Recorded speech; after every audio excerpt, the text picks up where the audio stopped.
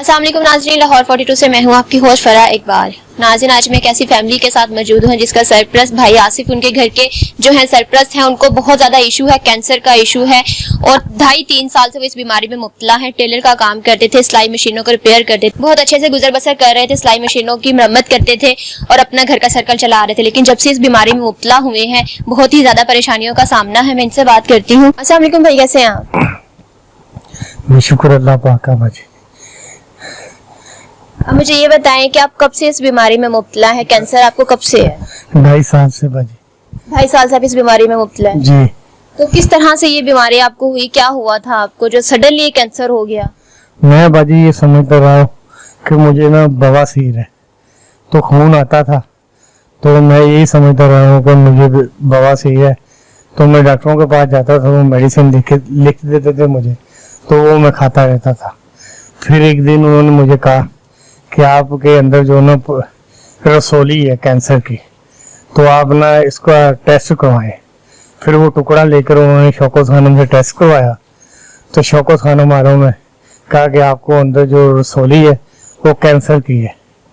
तो आस्ता आस्ता पहले वो पहाने वाली के जगह के अंदर ही कैंसर था, अब मेरे फेफड़ों में और सीने में फैल गया। पूरी बॉडी में कैंसर फैल गया है, तो आपने इलाज क्यों नहीं करवाया? ये पूरे जिस्म में किस तरह से फैल गया? बाजी वो शौकत खानम वालों ने 5-6 महीने मुझे टेस्टों पे लगा ही रखा है। तो शौकत खानम ने वहाँ टेस्ट करवा जैसे करवाता गया, वो बीमारी बढ़ती गई है। अगर आपने पहला टेस्ट करवाया शौकत खानम से तो आपको पता चल गया कि आपको कैंसर है, ठीक है, रसोली की जगह कैंसर है आपको, तो उसके बाद कौन से टेस्टिस वगैरह उन्होंने करवाए हैं जो इतनी देर 5 से 6 माह जो है वो टेस्ट ही चलते रहे, इलाज नहीं शुरू किया उन्होंने? यही मेरे पास रिपोर्ट है। तो ये पहले मैं जाता था तो वो 8 दिन का टाइम दे देते थे कि 8 दिन के बाद आप, पहले उनका रूल है कि 8 दिन के बाद आप आना तो आपके टेस्ट करेंगे। पहले वो टाइम देते हैं, फिर 8 दिन बाद जब जाते हैं तो MRI को उन्होंने पहले मेरा किया। MRI के बाद रिपोर्ट जो है वो 20 दिन के बाद आई। फिर उन्होंने कहा ये आप CT स्कैन आप करवाएं, फिर मैंने वो करवाया। फिर एक PD स्कैन होता है, वो मेरे पास रिपोर्ट मौजूद है, वो उन्होंने मेरा करवाया। वैसे करते ढेर सारे टेस्टिस वगैरह करवा दिए उन्होंने, उसके बाद इलाज शुरू किया। फिर उन्होंने जब इलाज का टाइम आया तो उन्होंने कहा कि 24 लाख रुपए आप जमा करवाएं तो आपको हम पूरा मुकम्मल इलाज करेंगे, आपको इलाज के लिए हम ले रहे हैं। तो मेरे पास इतनी गुंजाइश नहीं थी कि मैं 24 लाख रुपए करता। फिर उन्होंने मुझे कहा कि आप एक फार्म लें, तो फार्म से आपको 50% हम लेस कर देते हैं, तो 50% आप जमा करवा दें 12 लाख रुपए। तो मेरे पास वो भी गुंजाइश नहीं थी।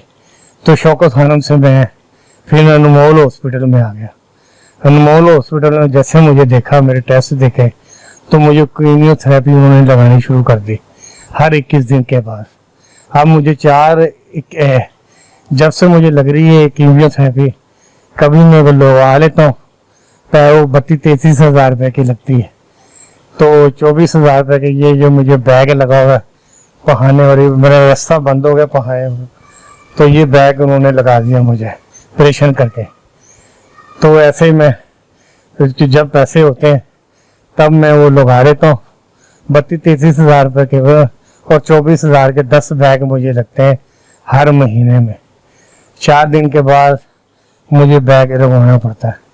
अगर मुझे कैंसर की दवाई नहीं भी मिलती तो तकलीफ से मैं गुजारा कर लेता हूँ, मगर ये जो मेरा बैग लगा हुआ है उससे मेरा गुजारा नहीं होता, क्योंकि ये मुझे हर टाइम अगर नहीं मैं लगाता तो मेरे जख्म बन जाते नीचे और स्मेल आने शुरू हो जाती। तो ये मैं कैंसर की दवाई रोक देता हूँ, तो ये बैग लगाना शुरू कर देता हूँ।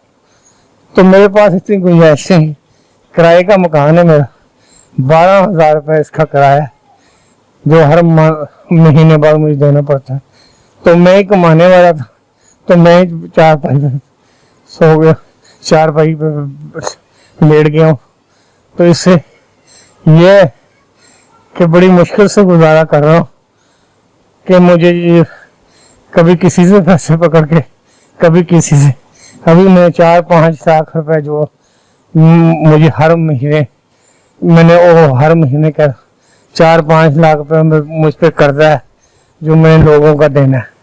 इन 2.5 साल में आपने जो है 2.5 से 3 लाख रुपए 4 लाख रुपए का कर्जा ले लिया अपनी दवाई पे, और किसी भी हॉस्पिटल वालों ने आपको फ्री ऑफ कॉस्ट मेडिसिन नहीं दी है, आपका इलाज नहीं किया। शौकत खानम भी गए हैं तो उन्होंने आपका फॉर्म फिल करवाने के बाद ये कहा है कि 12 लाख रुपए मतलब 50% डिस्काउंट करने के बाद आपको दवाई और इलाज शुरू किया जाएगा। तो अभी आप जो इलाज करवा रही है सारा प्राइवेट करवा रहे हैं, तो ऑब्वियसली नाज़रीन आप जानते हैं कि प्राइवेट इलाज करवाना, आप बुखार जो है उसकी दवाई लेने चले जाओ तो वो 500 से नीचे दवाई नहीं आती है, ठीक है। टेस्ट वगैरह कुछ ना कुछ करके वो 500 रुपए ले लेते हैं आराम से, एक फीवर की, कॉमन फीवर जो होता है उसकी दवाई। और कैंसर पेशेंट, उसके बाद पूरे बॉडी में स्प्रेड करना कैंसर और उसकी मेडिसिन लेना, उसके बाद यूनन की जो है वो ऑब्वियसली ये पैकेट लगाना बहुत ज्यादा एक्सपेंसिव है।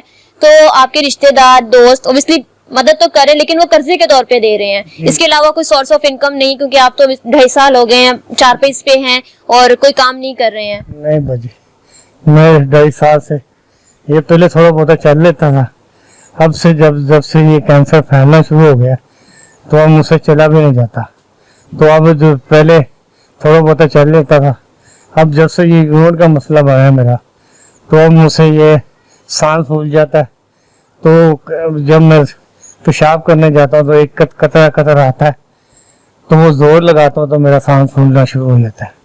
तो वो कहते हैं कि अगर आपने प्रेशर ना करवाया तो ये आपके गुर्दे भी खत्म हो जाएंगे, ये पे जो आपका मसाने में पेशाब जमा है तो ये गुर्दों पे बैक चले जाएगा। तो यूरिन साइड में आपकी गदूद है, गुदूदे हैं पेशाब वाली नाली के अंदर, तो उसने वो पेशाब को रोका हुआ है, वो जो गुदूदे बनी हुई मेरी।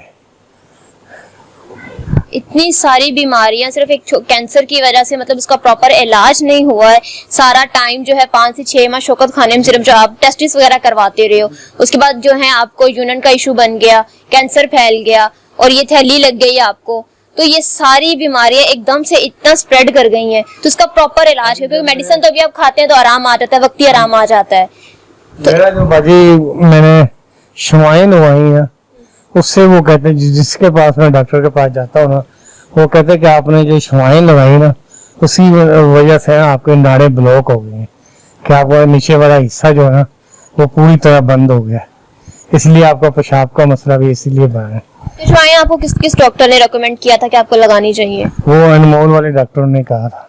आप दोबारा उनके पास नहीं गए हैं कि जहाँ आपने शुआओं का ट्रीटमेंट किया इसकी वजह से मुझे बाकी मसले पड़ गए हैं? वो कहते हैं ऐसे ही होता है कि ये शुआएं आपकी हम लगाते हैं इसलिए कि कैंसर आगे ना फैले, तो हमने इसलिए आपको शुआएं लगाई हैं कि ये जहां तक कैंसर है वहीं तक रहे, आगे ना जाए। तो आप जब लेट करके आए हैं उसमें हमारा कसूर नहीं है कि आपने पहले लेट इतना कर दिया है, तो इसलिए आपके कैंसर फैल चुका है। तो इसका हल है ये कि आप कीमोथेरेपी हर 21 दिन के बाद लगवाएं। वो पता नहीं 12 लगती है कि 14 लगती है। का टोटल पूरे महीने का खर्चा जो है 33 से 35 लाख रुपए?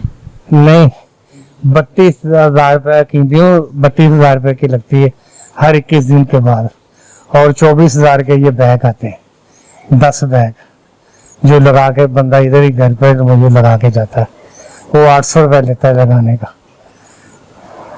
ये मैं जो लोग आपको देख रहे हैं उनको क्या कहना चाहेंगे आप? मैं ये कहना चाहता हूँ कि खुदा के लिए मेरी ऐसी मदद कर दे, मेरे पास तो पता नहीं जिंदगी है या नहीं, मगर मैं ये चाहता हूँ कि मुझे कोई गिरवी मकान ले दे, और जो मेरा हर महीने का खर्चा है कोई अल्लाह का नेक बंदा है मुझे देख रहा है या मुझे सुन रहा है, तो मेरी ये बच्चियों का पता नहीं जिंदगी है या नहीं, मगर मेरी बच्चियों का ऐसा सर्कल बने कि उनको हर महीने ये ना कोई मारा कहे कि आप घर छोड़ दे, आपके पास किराया नहीं है। ये बच्चियों का, मेरी 2 बेटियां स्कूल से भी उठा लिया मैंने कि मेरे पास गुंजाइश नहीं। बड़ी बेटी 11 साल की, उसको भी मैं स्कूल नहीं भेज रहा, ये छोटी है इसको भेज रहा हूँ। बस ये मेरी सब मैं अपील करता हूँ, अगर कोई इमरान खान मेरी बात सुन रहा है तो वो मेरा कुछ कर दे, अगर कोई अल्लाह का नेक बंदा है वो मेरी सुन ले कि मेरी बच्चियों का मुस्तकबिल बन जाए, और अगर मुझे जिंदगी अल्लाह पाक ने दी तो मैं अल्लाह की बारगाह में भी आपके लिए दुआ करूँ।